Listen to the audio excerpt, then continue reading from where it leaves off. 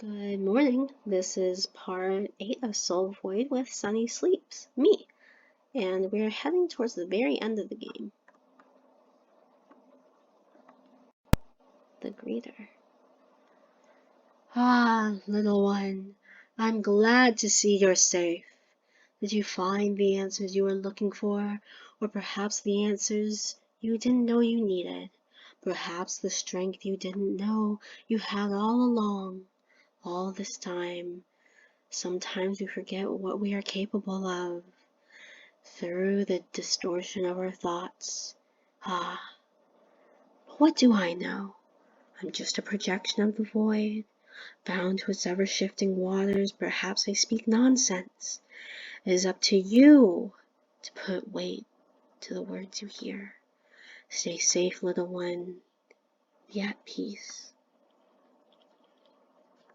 Maybe so. Maybe I will be at peace. This has been a really good game. Just in general, not only with this art style, but this lighting surprisingly being very, not consistent, but very realistic for a pixel game. Man, it feels like I've been in a daze.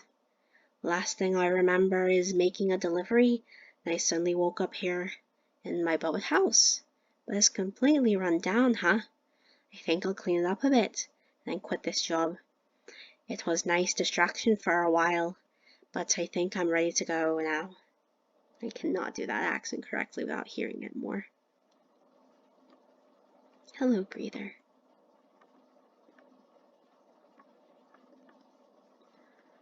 Oh hey, you're back. And you just completely made my job irrelevant. Neat. With no souls falling down here, there's no one to greet, but don't worry. The void slapped me a new job, which is to shuffle the lost souls back to their path. Now that they can see the light again, I guess instead of the greeter, I'm the, goer? The leader? The get out of hero? Well, all those are awful, but enough about that. This is about you. You ready to head out?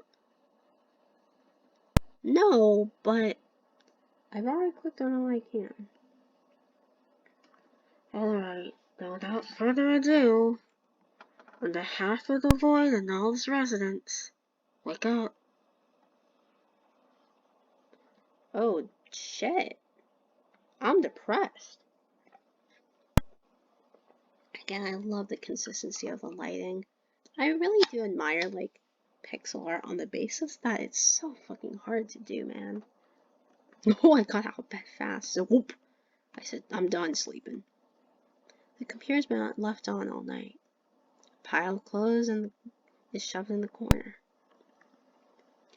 A couple of fantasy novels.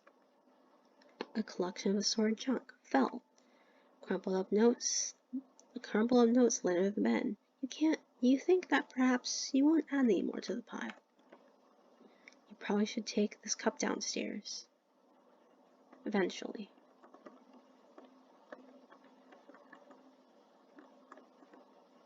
There's broken mirror shards on the carpet. You figure you should probably clean them up before you hurt yourself on them. You place a hand on the doorknob, but hesitate. Squaring your shoulders and, with a deep breath, you open your door and exit your room. Thank you for playing. Oh, that was a lovely game. Ow, that's my back. Literally all of my whatevers. Can I speedrun getting through this game really quick to look at all the stuff I ended up not actually getting to? Because I would really like to do that in general, quite frankly. Because I want to see the pit. That's a big one. And then I would like to also see the artist bees. I know that might take a hot second, but I'm willing to go through with a part 9, as long as I, obviously have commentary I have on like the game in general, but like I at first thought this game was going to be really like deep on grief and death, but like I don't know. I feel as though being depressed can very much be a borderline,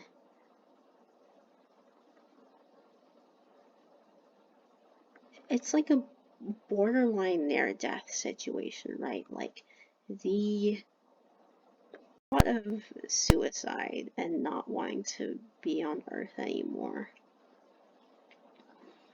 makes a lot of people feel as though they are lost souls. And I think it's not fair to blame people for that feeling of feeling as though they don't have the answers for all that's troubling them, right? A lot of people end up being like these lost souls, not really knowing what they're doing in life, not really knowing what's there or isn't there for them. They grasp something that they cannot reach. Yeah, my voice is obviously very tired, but if there's any new stuff I still happen to find while wandering around, I will narrate it a little bit. But yeah, I think it's truly an almost harrowing experience to be depressed in a manner that makes you so... It's like all the energy is zapped out of you, right? It's as though you feel like you can't do anything, like you can't enjoy life anymore. And I hate that people who don't have experiences with mental illness tend to not really understand that. Well, I should not say that as a blanket statement. There are definitely people who don't experience mental illness that feel like they that are empathetic enough that they are sympathetic enough that they can understand what someone else is going through. But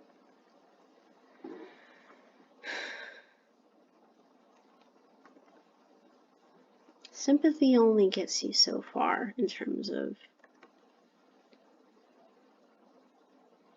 really understanding someone's plight and struggle. Anyways, we didn't get to read the Seeker's note. After talking to lost souls around town, I discovered one common thread. They can't remember how they died, but can recall a strong emotion attached to the event, mainly sadness, anger, confusion, and fear.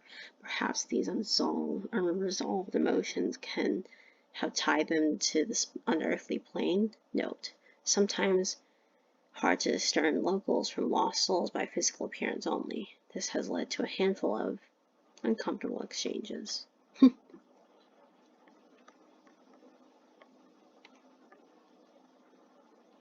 Where the fuck is the pit?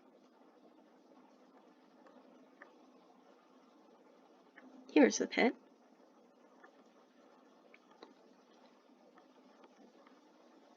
Wait, okay. It said there's a thing of you can barely make out the piles of bodies that litter the bottom of the pit. The air that shifts up is cold but strangely inviting. Okay, we're gonna talk to everyone about the pit experience. Is the pit an allegory for sewer slide, for, you know, it-ing yourself.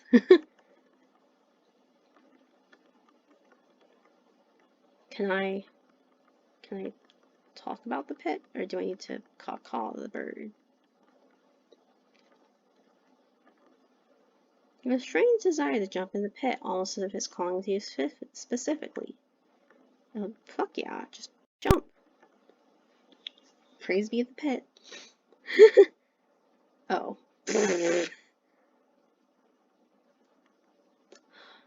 Huh. Okay, can't say I was expecting that. Didn't pin you as the type to just jump in to your death at the first sight of a pit, but no, I get it. Peer pressure, right? Intense. Especially from pit-worshipping cultists. Yeah, so I'm just gonna, put you back about where you were, okay? Try not to do that again, please. There's a better ending for you out there.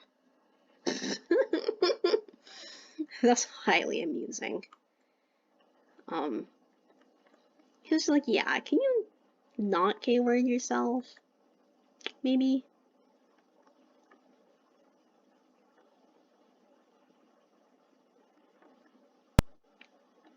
Ew. But, yeah, I feel like this game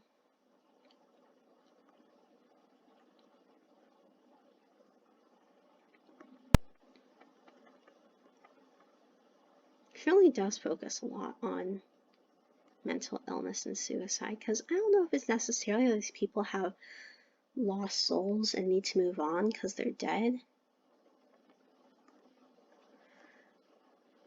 Excuse me. Apologies if that was too loud. Or if they're just desperately trying to escape their experiences as people with mental illnesses. So I don't know.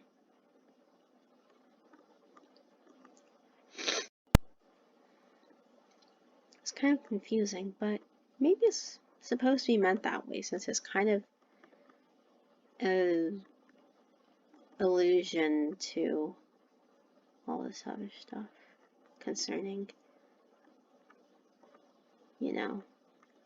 the strange body horror of teeth and not being able to eat, and, a lot of what seems to be abuse, quite frankly, with broken families and with not wanting to move because you're scared that someone's going to, be angry at you, and I don't know.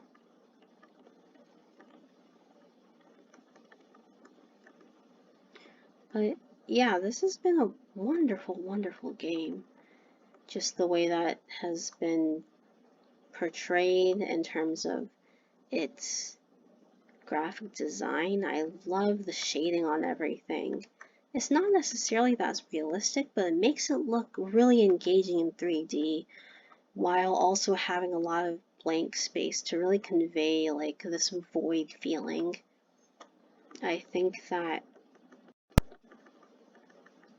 it's wonderful. I love it a lot. But yeah, I didn't realize that the cultists, oh, I actually found all the teeth, were like that. So I'm going to take a nap here, apparently, and I will see you in the next part to finish up finding what we've lost in Soul Void. Not lost, but failed to find. I'll be back. Good night from Sunny Sleeps.